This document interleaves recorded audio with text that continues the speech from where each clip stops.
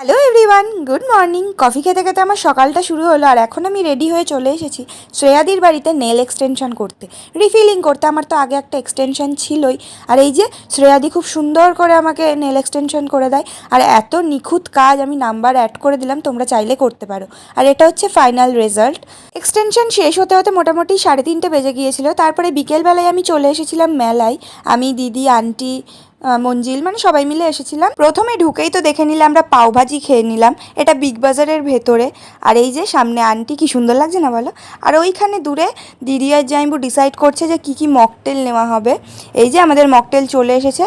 মেলা অনুযায়ী টেস্ট ঠিকঠাকই ছিল, ভালোই লেগেছে বেশ। তারপরে এখন মনি চলে এসেছে রাইডের উদ্দেশ্যে।